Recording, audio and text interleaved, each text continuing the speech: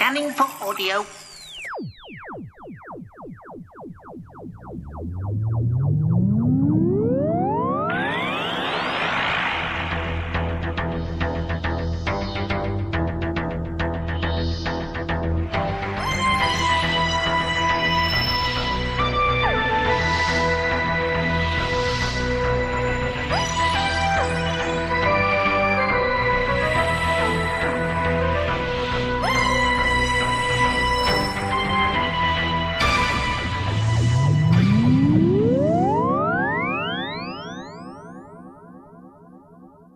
Welcome to a Tin Dog podcast, number, I've no idea, it's probably around the 230 mark.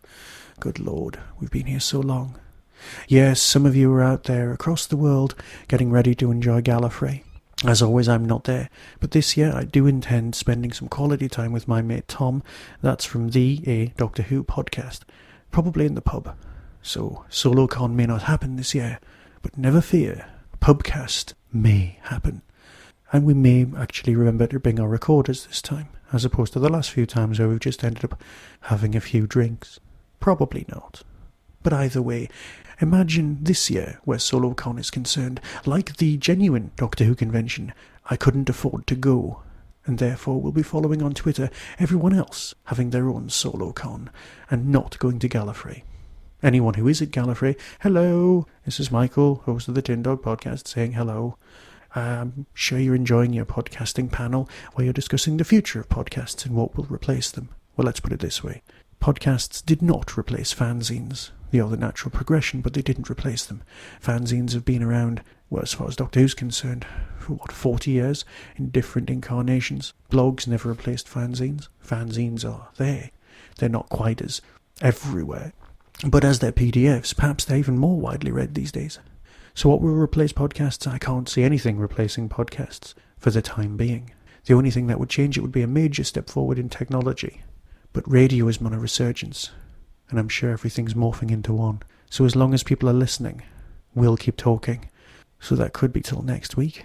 The only thing that I could ever really see closing down podcasts would be if the BBC came out and just, well, banned it, made it illegal, hunted us down. But as none of us are in it for profit, and we're all just giving opinion, basically we're just glorified wannabe reviewers. Can you truly stop that? I don't think so. But then again, what do I know? Probably less than you. So, this time, rather than talking about the Tom Baker Lost stories, which I'm sure everybody else is talking about, I want to discuss the DVDs, the Revisitation box set, the third one, that's due out at any moment. Now, basically, when it comes down to Doctor Who DVDs, these box sets have been pretty damn good.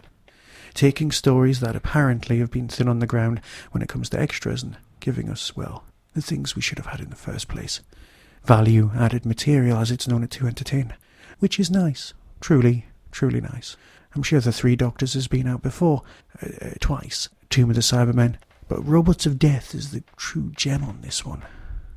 But that's the box set. As always, I'll be discussing one story at a time.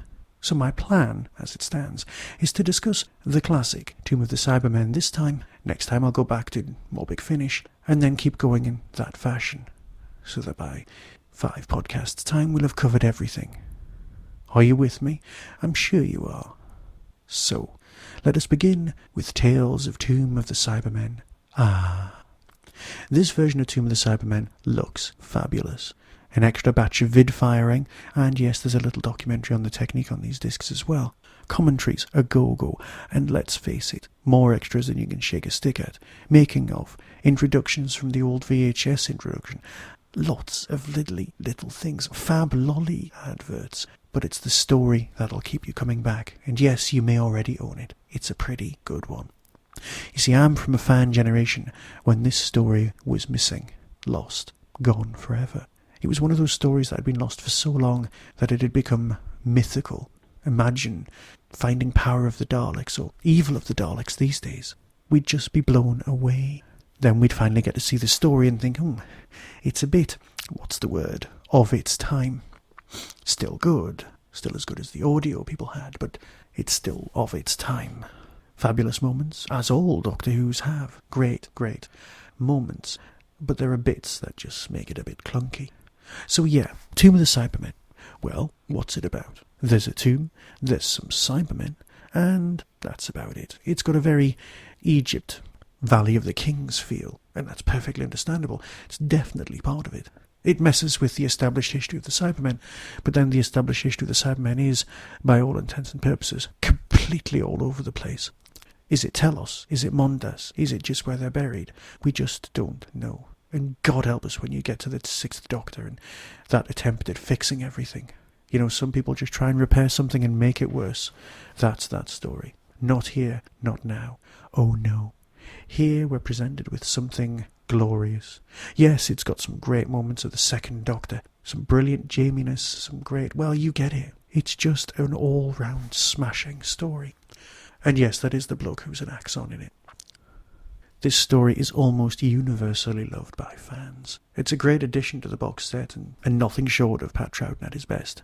But, of course, you may already own this, and you probably want to know exactly what extras are on here. Well, like I said, now we have a making of, we've got random documentaries, and we've got the sort of extras we've truly come to expect from modern to entertain releases.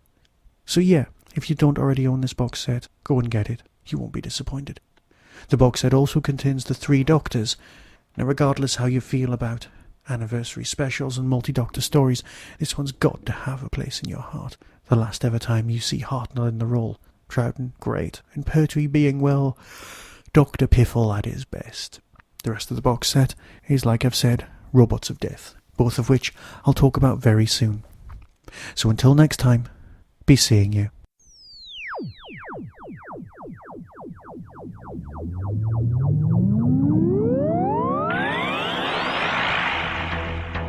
You have been listening to the Tin Dog Podcast. Doctor Who and its associated shows are all trademark of the BBC. No infringement is intended. Contact us at tin-dog@hotmail.co.uk.